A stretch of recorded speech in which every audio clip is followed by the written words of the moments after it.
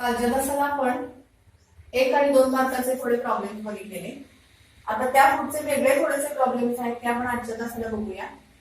तर आज हा एक पहिला प्रॉब्लेम आहे, तो मी फळ्यावर दिला आहे, तो पहिल्यांदा मी तुम्हाला वाचून दाखवते. A complex reaction takes place in 2 steps as follows. एक कॉम्प्लेक्स रिएक्शन आहे, आपल्याला माहिती कॉम्प्लेक्स रिएक्शन 2 किंवा 3 इलेमेंटरी रिएक्शनच्या स्टेप्स न बनलेली असते. तर ती रिएक्शन्स कुठल्या आहेत बघा, त्या 2 स्टेप्स कुठल्या आहेत. NO gas plus O3 gas gives NO3 gas plus O gas, आणि दुसरी स्टेप आहे NO3 gas plus O gas gives NO2 gas plus O2 gas. आता याच्यामध्ये हे आपल्याला एक्झाम्पल हे आपल्याला प्रॉब्लेम दिलेला आहे आणि त्या प्रॉब्लेम मध्ये काय विचारलेलं आहे ते बघा. प्रश्न आपल्या खाली पण आहे. Write down the overall reaction. ह्या 2 रिएक्शनची आपल्याला ओव्हरऑल रिएक्शन लिहायची आहे. Identify reaction intermediate. या 2 रिएक्शन मधला रिएक्शन इंटरमिडिएट आपल्याला शोधून काढायचा आहे. आणि identify the rate determining step if the rate law is rate is equal to K into molar concentration of NO into molar concentration of O3. म्हणजे इथं हा रेट लॉ दिलेला आहे आणि ह्या रेट लॉ कडे बघून या 2 रिएक्शन पैकी कुठली रिएक्शन रेट डिटरमिनिंग रिएक्शन आहे हे आपल्याला रेट डिटरमिनिंग स्टेप आहे आपल्याला शोधून काढायचं आहे. तर आपण आता ह्या पहिल्या प्रश्नाकडे जाऊया. पहिला प्रश्न आहे write down the overall reaction. आपल्याला ह्या 2 रिएक्शनची ओव्हरऑल रिएक्शन द्यायची. आता हे रिएक्शन मी पुन्हा खाली लिहित नाहीये, मी इथंच ह्याची ओव्हरऑल रिएक्शन लिहिते. बघा, तुम्ही खाली व्यवस्थित उतरून घेऊन तुम्ही करायचं. ओव्हरऑल रिएक्शन मध्ये आपण काय करतो, दोन्हीकडे सेम सेम असणाऱ्या गोष्टी आपण कॅन्सल करतो. तर ह्या ठिकाणी NO3 लेफ्ट हँड साइडला आहे, इथं राईट हँड साइडला आहे, इथं O लेफ्ट हँड साइडला आहे, राईट हँड साइडला आहे. हे दोघं गेले. बाकीचं हे NO2 आहे, हे O2, हे सगळे डिफरंट आहेत. त्याच्यामुळे बघा आता ओव्हरऑल रिएक्शन लिहूया आपण. NO gas plus O3 gas gives NO2 gas plus O2 gas. बघा 4O आहे, 2 आणि 2 आणि 1 N आहे. चालेल, ही रिएक्शन ओव्हरऑल रिएक्शन म्हणजे ही रिएक्शन आपल्याला आहे. हा आपल्याला पहिल्या एचं हे आन्सर आहे.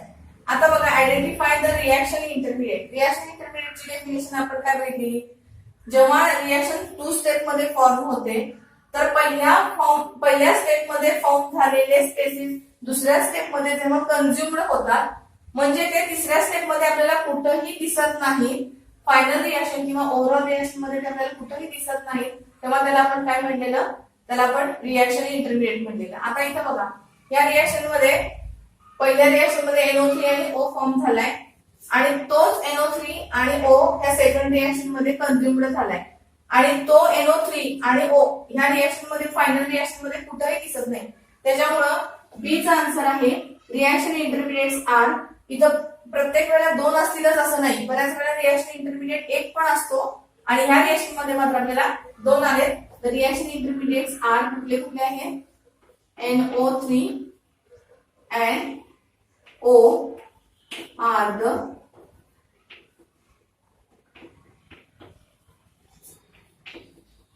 reaction intermediate.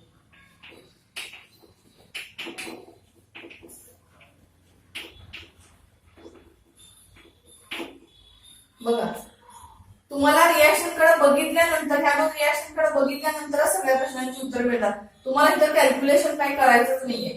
आता बघा तिसरा प्रश्न आहे identify the rate determining step if the rate law is. Rate दिलेला आहे, rate is equal to K into molar concentration of NO and molar concentration of O3. आता ह्या रेट मध्ये जे कॉन्सन्ट्रेशन प्रेझेंट आहेत ते ह्याच्यामध्ये आहेत का ह्याच्यामध्ये आहेत, कुठले 2 रिएक्टंट आहेत. तर रेट लॉ मध्ये दिलेले 2 रिएक्टंट हे पहिल्या रिएक्शन मध्ये प्रेझेंट आहेत. आपल्याला बघितल्या लगेच लक्षात येते. त्याच्यामुळं जे रिएक्टंटचं कॉन्सन्ट्रेशन आपल्या रेट लॉ मध्ये असतं ती रिएक्शन आपली काय असती, रेट डिटरमिनिंग स्टेप असती किंवा आपण तिला काय म्हणतो, स्लोअर म्हणत असतो, स्लोअर स्टेप म्हणत असतो. म्हणजेच आता identify the rate determining step if the rate law is म्हटलं तर इथं तुमचा आन्सर काय येणार आहे, इथं तुमचा आन्सर येणार आहे द फर्स्ट स्टेप इज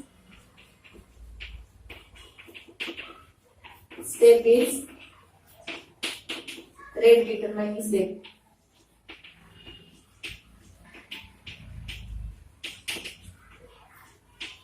किंवा त्याला आपण काय म्हणतो, स्लोअर स्टेप असं म्हणतो. बघा तुम्हाला ह्या दोन रिएक्शन कडे बघूनच लगेच तुम्हाला ह्या प्रश्नांची उत्तरं न्यायला आलेली आहेत. आता अशाच पद्धतीचं अजून एक एक्झाम्पल आपण घेऊया. आताच आपलं हे नवीन एक्झाम्पल आहे बघा. What is the rate law? काय विचारलेलं आहे आपल्याला? रेट लॉ विचारलेलं आहे. For the reaction, if the reactions occurs in the following steps. Reaction दोन दिलेले आहे. NO2 gas plus NO2 gas gives NO3 gas plus NO gas ही स्लो स्टेप आहे. आणि सेकंड स्टेप आहे NO3 gas plus CO gas gives NO2 gas plus CO2 gas ही fast step आहे. आणि अजून एक एक्स्ट्राचा क्वेश्चन त्याच्यामध्ये आहे विचारायला. What is the role of NO3? NO3 इथं फॉर्म झालेला आहे. What is the role of NO3 in this two reactions असं आपल्याला क्वेश्चन विचारलेला आहे. तर पहिल्यांदा बघा आपल्याला काय विचारलेलं आहे? रेट लॉ विचारलेला आहे. आणि रेट लॉ विचारल्यानंतर आपल्याला दोन रिएक्शन्स दिलेले आहेत त्यांनी. तर रेट लॉ आपण जेव्हा काढतो आणि जेव्हा दोन स्टेप्स दिलेले असतात त्यावेळेला आपल्याला माहिती आहे आपल्याला काय चूज करावं लागते? स्लो स्टेप चूज करावी लागते रेट लॉ लिहिण्यासाठी. कारण का ती स्लो स्टेप म्हणजेच रेट डिटर्मिनिंग स्टेप असते. त्याच्यामुळे जर आपण ह्या रिएक्शनचा रेट लॉ लिहायचा झाला तर ह्या दोन्ही रिएक्शन पैकी आपण पहिली रिएक्शन सिलेक्ट केलेली आहे. आणि त्याच्यामध्ये का केलेली आहे? तर ही स्लो स्टेप आहे रिएक्शन आणि दुसरी फास्ट आहे. तर ह्याला आपण रेट डिटर्मिनिंग स्टेप पण म्हणतो. तर बघा रेट लिहिते मी, रेट लॉ लिहिते. रेट लॉ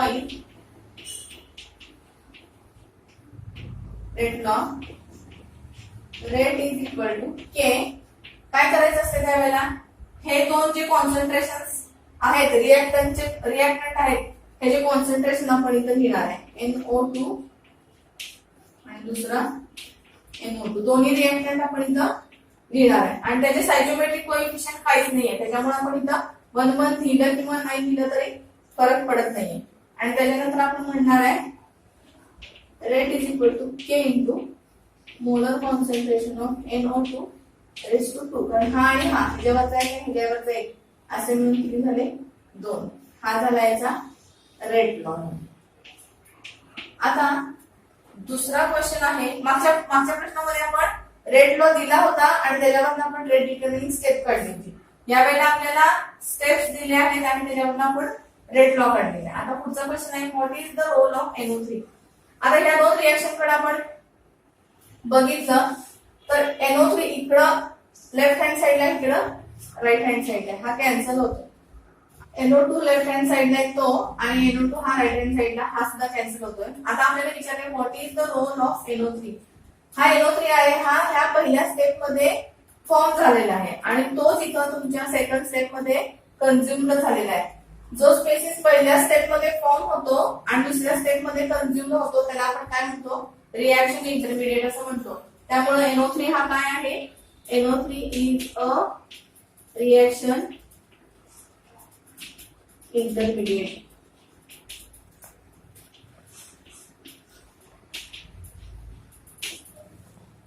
म्हणजे आपल्याला रेट लॉ लिहायचा होता तो लिहिलाय आणि NO3 चा आपण what is the role of NO3? तर NO3 काय आपला तो रिएक्शन इंटरमिडिएट आहे. अशा पद्धतीने हे गणित आपलं झालेलं आहे. आता पुढचं एक्झाम्पल आपण बघतोय. पुढचं एक्झाम्पल थोडंसं किंचित वेगळं आहे बघा. For the reaction 2A plus B gives product. He reaction दिली आपल्याला आणि आपल्याला काय फाइंड आउट करायचं इकडे? Find the rate law from the following data. हा आपल्याला डाटा दिलेला आहे आणि त्याच्यावरून आपल्याला काय फाइंड आउट करायचं आहे? आपल्याला रेट लॉ फाइंड आउट करायचं आहे. आता हे जे दिलेलं आहे आपल्याला हे काय आहे हे पहिल्यांदा बघूया आपण. हे मोलर कॉन्सन्ट्रेशन ऑफ A आहे मोलर मध्ये. ह्याचे 1, 2, 3 व्हॅल्यूज आपल्याला दिलेले आहेत. इथं मोलर कॉन्सन्ट्रेशन ऑफ B आहे त्याचे 1, 2, 3 व्हॅल्यूज दिले आहेत आणि ह्या दोघांच्या रिएक्शन झाल्यानंतर त्याचा रेट दिलेला आहे आपल्याला. तर रेट आहे तो ह्या रेटच्या ह्या 3 व्हॅल्यूज दिलेल्या आहेत. आता सगळ्यात पहिल्यांदा आपल्याला रेट लॉ काढायचा आहे. आपण रेट लॉ म्हणजे काय लिहितो बघा. Rate is equal to K into molar concentration of A raise to X into molar concentration of B raise to Y हे लिहितो. तर या ठिकाणी आपल्याला X is equal to what आणि Y is equal to what असं विचारलेलं आहे. म्हणजे तो आपल्याला या फॉर्म्युल्यामध्ये आपल्याला रेट लॉ घ्यायचा आहे. जोपर्यंत आपण X आणि Y च्या व्हॅल्यू फाइंड आउट करत नाही तोपर्यंत आपण अशा पद्धतीचे इक्वेशन लिहू शकत नाही. तर हा जो डाटा दिलेला आहे त्याच्यासाठी आपण 3 इक्वेशन लिहूया. कसं लिहिते बघा मी. पहिलं इक्वेशन लिहिते 0.15 is equal to molar concentration of A 0.3 raise to x into 0.05 raise to Y. हे झालं, सॉरी तर के घ्यायला पाहिजे. के हे झालं इक्वेशन नंबर 1. दुसरं बघा 0.30 is equal to K into molar concentration of A 0.3 raise to x into 0.05 raise to y. Equation झालं 2. तिसरं इक्वेशन आपण लिहूया 1.20 is equal to K into molar concentration of A घ्यायचं 0.6 raise to x into 0.6 raise to x into 0.2 raise to y. Equation लिहायचं. आता ह्या equation कडे बघितल्यानंतर आपल्याला जर एक्स ची व्हॅल्यू काढायची असेल तर ह्या दोन व्हॅल्यू सेम आहेत. सॉरी इथे एक व्हॅल्यू चुकलेली म्हणजे इथे 6 द्यायला पाहिजे. 6 5 5 3 6 6. ठीक आहे, आता करायचं. आता आपल्याला जर एक्स ची व्हॅल्यू काढायची असेल तर मी काय करते बघा, हे इक्वेशन पूर्ण हे इक्वेशन मधला डिवाइड करते. इथं मी लिहिते पुढचे example. Dividing equation 2/1.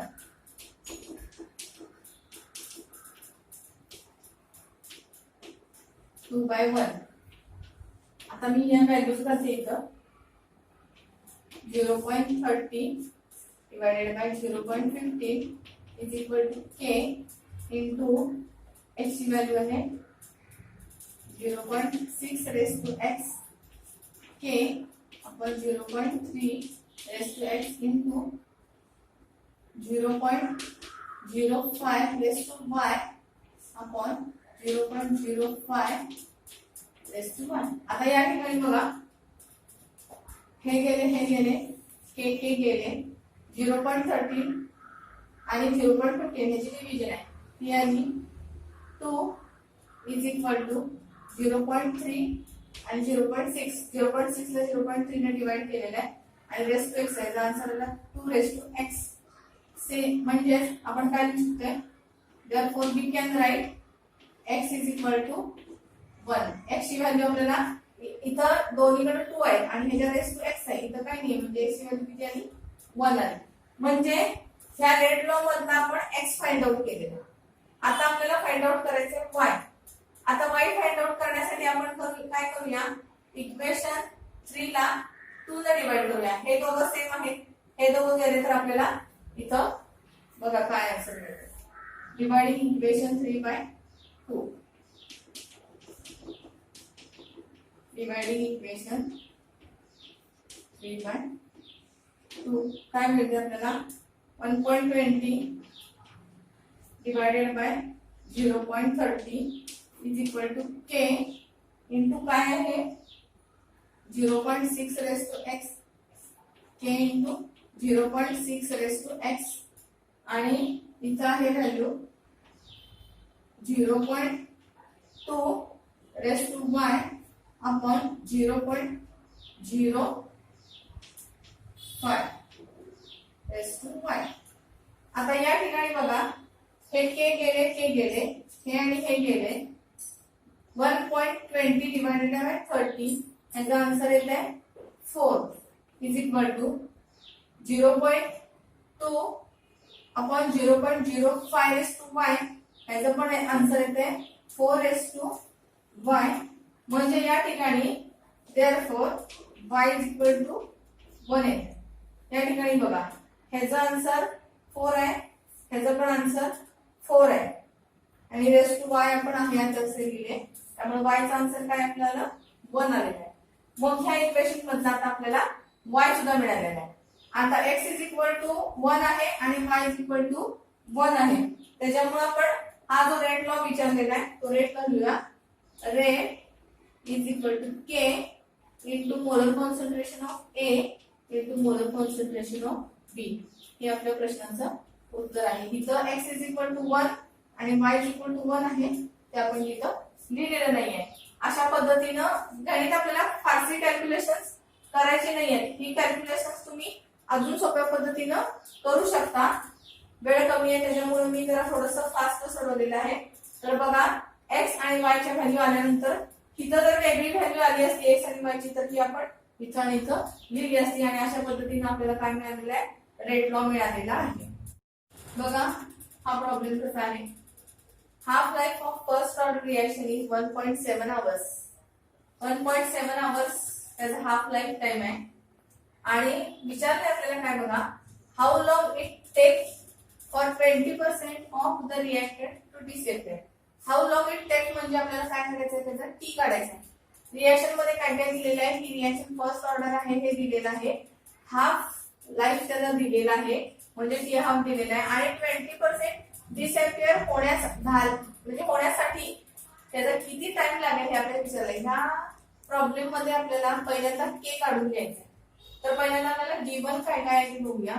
Given T half is equal to 1.7 hours आणि आपल्याला A0 किती आहे आपल्याला माहिती आहे. A0 म्हणजे 20% म्हणजे सुरुवातीचं आपलं कॉन्सन्ट्रेशन किती असणार आहे, 100 असणार आणि हा 20% डिसअपियर होते म्हणजेच आपला 80 किती असणार आहे, 100 मायनस 20 इज इक्वल टू 80% आपला 80 हा आपला 80% असणार. बर आता आपण काय काढून घेऊया, के काढून घेऊया. सुरुवातीला आपल्याला माहिती आहे ही फर्स्ट ऑर्डर रिएक्शन आहे म्हटल्यानंतर के चा फॉर्म्युला आहे k is equal to 0.693 divided by T1 half. आता ह्याच्यामध्ये आपण व्हॅल्यूज पुट अप करूया. 0.693 डिवाइडेड बाय T1 हाफ किती आपला 1.7. आता या ठिकाणी आपल्याला के ची व्हॅल्यू काढण्यासाठी लॉग टेबलचा वापर करावा लागणार आहे. 0.693 चा लॉग मायनस 1.7 चा लॉग, तर तो आपला असणार आहे बघा किती आहे, लॉग ऑफ 0.693 बार 1.8407 मायनस 1.7 चा लॉग 0.2304. त्याच्यानंतर ह्या दोघांची वजाबाकी केली आपण 3016.52. आता आपण ह्याचं काय करणार आहे, ह्याचा आन्सर करण्यासाठी अँटी लॉ करणार आहे. अँटी लॉ ऑफ बार 1.6103 याचा आपला आन्सर येणार आहे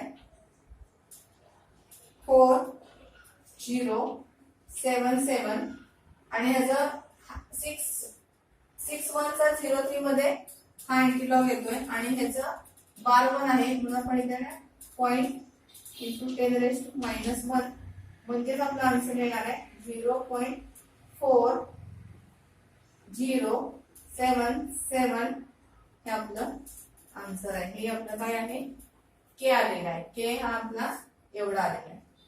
आता आपल्याला ह्या के वरून काय काढायचं आहे, टी काढायचं आहे. तर टी साठी फर्स्ट ऑर्डर साठी आपल्याकडे रेग्युलरचा आपला फॉर्म्युला आहे k is equal to 2.303 divided by t is equal to into log to the base 10 A0 upon 80. हा फॉर्म्युला आता आपण चेंज करायचा आहे. आपल्याला टी कॅल्क्युलेट करायचा आहे. ऑलरेडी आपल्याकडे के आहे त्यामुळे हा फॉर्म्युला आपण असं लिहू शकतो T is equal to 2.303 divided by k into log to the base 10 A0 divided by 80. आता आपल्याकडे ह्या ज्या सगळ्या व्हॅल्यू आहेत त्या व्हॅल्यूज आपण इथं पुट अप करूया आणि काय इक्वेशन होते ते बघूया. बघा टी कॅल्क्युलेट करायचं आहे. ऑलरेडी आपल्याकडे 2.303 ही व्हॅल्यू आहे. त्याच्यानंतर के ची व्हॅल्यू आपल्याकडे आलेली आहे 0.4077 लॉग टू द बेस 10 आपल्याकडे A0 किती आहे बघा, A0 आहे 100 आणि A आहे 80, 100 अपॉन 80. आता मी काय करते, सगळ्यात पहिल्यांदा लॉग टू द बेस 10 हे एवढं सोडून घेते आणि ते हे सर्व इन्क्लूड करते आणि मग नंतर आपण लॉग बघूया. तर बघा आता याचं फक्त एवढीच टर्म सोडवते. एवढ्या टर्मचं आन्सर बघा काय ते 2.0000 हा 100 चा लॉग मायनस 1.9031 हा 80 चा लॉग, हे मायनस करायचं आहे 9 6 9 0 0. ही जी आता व्हॅल्यू आलेली आहे log to the base 10 100 upon 80 ची, ही मी आता ह्या फॉर्म्युल्यामध्ये पुन्हा लिहिते. Is equal to 2.303 upon into 0.0969 upon 0.4077. आता आपल्याला या दोघांच्या लॉगची ऍडिशन करायची आहे आणि त्याच्या लॉग मधून आपल्याला 0.4077 चा लॉग मायनस करायचा आहे. तर त्या व्हॅल्यूज मी पटपट लिहितीये ते बघा.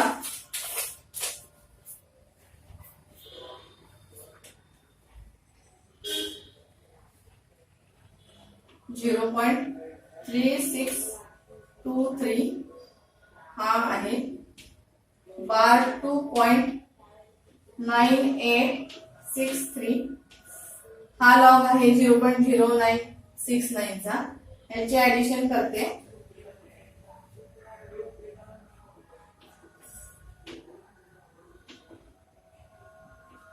बार 1. आता ह्याच्यामधून आपल्याला ह्याचा लॉग वजा करायचा 0.0477 चा लॉग वजा करायचा. बार 1.6104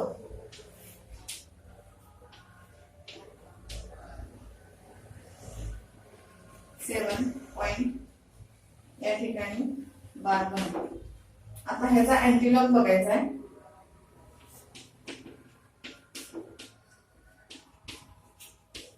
बार 1.7382 इज इक्वल टू ह्याचा अँटीलॉग येतोय डायरेक्टली लिहिते मी आन्सर 0.5474 आवर्स. आता इथं मी आवर्स लिहिले म्हणजे आपला सुरुवातीचा हा जो हाफ लाईफ होता तो आवर्स मध्ये होता, त्याच्यामुळे मी इथं आवर्स लिहिलेला आहे. ऍक्च्युली आवर्स जरी आलं तरी आपला आन्सर करेक्ट आहे. आपल्याला काय असं इथं म्हटलेलं नाहीये की मिनिट मध्ये काढा सेकंड मध्ये काढा असं काही म्हटलेलं नाहीये. पण जर समजा आपल्याला हाच आवर्सचा हा जो टाइम आहे हा जर आपल्याला मिनिटांमध्ये करायचा असेल तर आपल्याला माहिती आपण काय करतो, याला 60 न मल्टिप्लाय करतो. तर आता 60 न मल्टिप्लाय केल्यानंतर इंटू 60 केल्यानंतर साधं सिंपल आहे, त्याच्यामुळं बघा आता काय येते 32894 हे मिनिट्स येतात. 1 2 3 4 म्हणजे आपल्याला एवढा आन्सर आहे. T is equal to 32.89 minutes. पूर्ण दिलं तरी चालते, एवढं दिलं तरी सुद्धा चालतं. अशा पद्धतीनं आपण जो हाफ लाईफ दिला होता फर्स्ट ऑर्डरचा रिएक्शनचा आणि आपल्याला डिसअपिअरचं दिलं होतं, तर आपण त्यावेळेस इथं काय केलेलं आहे, हाफ लाईफ पासून सुरुवातीला आपण के कॅल्क्युलेट केलेला आहे आणि के नंतर आपण फर्स्ट ऑर्डरच्या रेट लॉच्या इक्वेशन मध्ये ते घालून त्याच्यानंतर त्याच्यापासून आपण टी कॅल्क्युलेट केलेला आहे. टी आपल्याला पहिल्यांदा आवर्स मध्ये मिळालेला, तो आपण नंतर सेकंड मध्ये मिनिटांमध्ये केलेला आहे. आता मिनिटाचं पुन्हा सेकंड करायचं असेल आपण ते सुद्धा करू शकतोय, पण आता इथं आपल्याला त्याचा विचार केलेला नाहीये. अशा पद्धतीने आपण हे गणित कम्प्लीट केलेलं आहे.